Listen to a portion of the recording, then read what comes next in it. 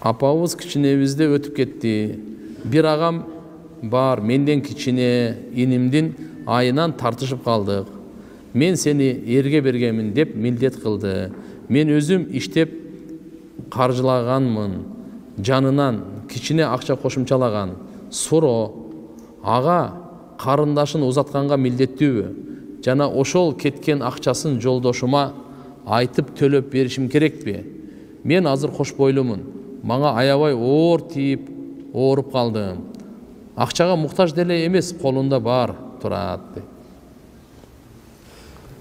Апабыз кичинебизде өтүп кеткен деп. Мындай да, туугандар.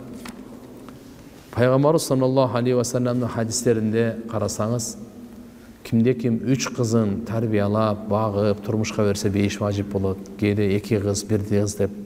Кээ бир риваяттарда кимде ким 2 карындашын дейт. Жөсү 3 карындашын дейт. Жосу эже карындашын, айырмасы жок. Жосу бир деле.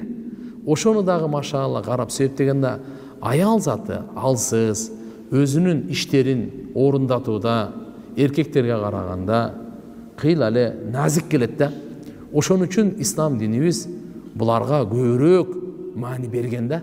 Буларды мындай кор кылып, же болбосо таштанды, же болбосо ушундай бир жөлөгү жок калтырган эмес да.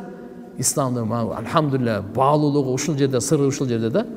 Ошон үчүн ишана мына жерде бир тууган агасы болгондон кийин милдет кылбай эле карап ушул хадиске амал кылып, иншалла Кудайым буйрса пайгамбарыбыз айткан экен.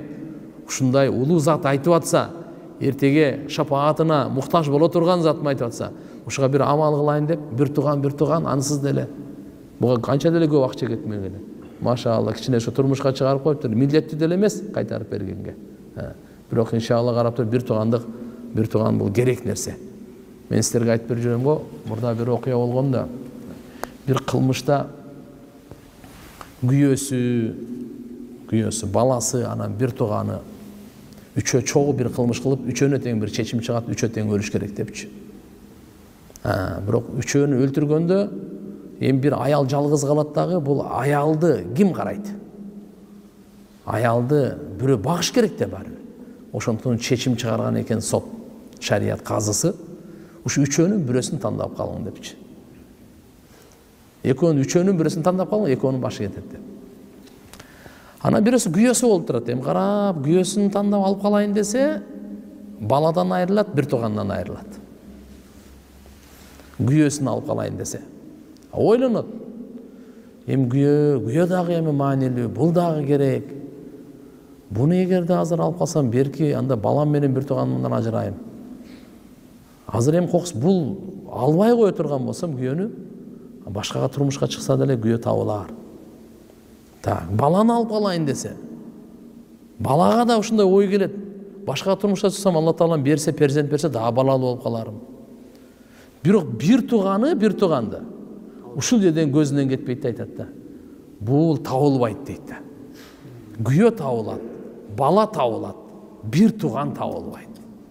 Күйөө табылат, бала табылат, бир тууганды таап бере турган апам өтүп кеткен дейт.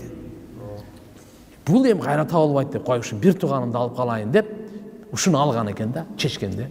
Казы келип айтат. Кандай чечтиңиз десе, бир тууганымды алам дейт. Таң калат. Адатта бир тууганын алып калбаш керек эле да өзүчү. Же баласын алып калыш керек эле, же болбосо күйөөсүн совсем сүйсө күйөөсүн алып калыш керек эле. Жок, эмне үчүн дегенде анан айтып берет да. Күйөө табылат дейт, бала табылат дейт. Бирок бир тууган табылбайт дегенде ушундай акылдуу чечимин карап туруп, казы таң калат да, мына экөөнүн теңин деле ал деп кетип. Үчөө тең башын аман болот да. Ошон үчүн мына бир туугандарга андай кылбаш керек эми. Карап коюш керек. Ошон үчүн туугандар мына эркектерге кайрыларым, аялыңар деле багып эле деп, жок. Карындаштар бар, эжелер бар, өзгөчө муктаждарга. Эгерде күйөөлөр багат, анын жоопкерчилиги күйөөсүндө, бирок бирөөсүнүн күйөөсү өлүп калды. Күйөөсү өлүп калды. Ким карайт аны? Жосо да күйөөсү инвалид болуп калды. Ким карайт аны? Жосо ушундай бир муктаждык, экөө тең кем багал.